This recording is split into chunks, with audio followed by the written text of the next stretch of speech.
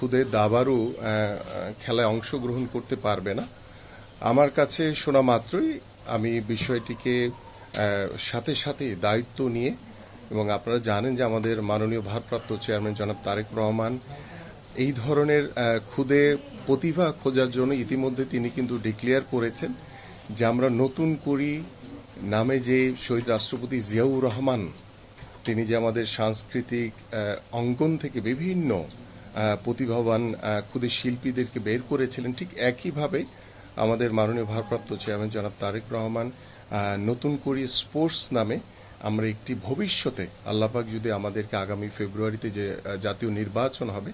সেই নির্বাচনে বাংলাদেশ জাতীয়তাবাদী দল বিএনপিকে এদেশের মানুষ যদি নির্বাচিত করে, আমরা যদি সরকার গঠন করতে পারি, তাহলে আমরা নতুনভাবে এই যে নতুন করি স্পোর্টস নামে আমরা সারা বাংলাদেশের যারা প্রতিভাবান খুদে খেলোয়াড় রয়েছেন তাদেরকে কালেক্ট করে সরকারিভাবে তাদেরকে পেট্রোনাইজ করে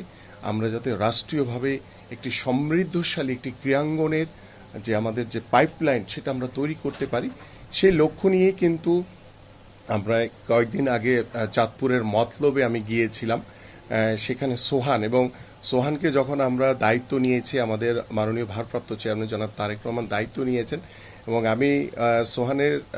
বাসার এবং তার গ্রামের এবং সোহানকে যেভাবে আমরা উপহার সামগ্রী বা ওর পাশে দাঁড়িয়েছি, ঠিক ওই সময়ের পরে যখন আমি আমাদের মাননীয় ভারপ্রাপ্ত চেয়ারম্যান জনাব তারেক রহমানের সাথে কথা বললাম, তিনি তখন প্রথম শব্দটি বলেছেন যে আমাদের নতুন কুড়ির প্রথম ট্যালেন্ট হান্ট হচ্ছে আমাদের সোহান ফুটবলার। সো আজকে যখন আমি সিদ্রাতুল মুনতাহার এখানে এসেছি, আমাদের মাননীয় ভারপ্রাপ্ত চেয়ারম্যান মহোদয়ের নলেজে বিষয়টি রয়েছে এবং তিনি সবসময় এই ধরনের বিষয়গুলোকে অত্যন্ত প্রাধান্য এবং গুরুত্ব দেন। এবং আজকে সিদ্রাতুল যে মুনতাহার বাসায় আমরা এখানে এসেছি, আমি আশা করি যে অর্থের যে অভাবে কাজাকিস্তান যাওয়ার যেই রাস্তাটি ওর বন্ধ হয়ে গিয়েছিল, আজকে আমি মনে করি যে ওর যে প্লেন ফেয়ার থেকে শুরু করে যাবতীয় যে খরচের যে প্রয়োজন রয়েছে সেটা আমাদের মাননীয় ভারপ্রাপ্ত চেয়ারম্যান জনাব তারেক রহমানের পক্ষ থেকে আমরা এই মুনতাহার পাশে আমরা দাঁড়িয়েছি এবং আশা করি যে আমরা আগামীতে আমাদের যে দাবা ফেডারেশন থেকে শুরু করে যত ফেডারেশন রয়েছে যারা অর্থনৈতিকভাবে কিছুটা দুর্বল, আমরা সকল ফেডারেশনকে ভবিষ্যতে যাতে আরো সচ্ছল করে তুলতে পারি এবং সরকারিভাবেই আমরা এই ধরনের যারা খুদে প্রতিভাবান মুনতাহার মতো যারা দাবারু রয়েছে বা অন্যান্য ইভেন্টে যারা অনেক খুদে প্রতিভাবান খেলোয়াড় রয়েছে তাদেরকে আমরা একসাথে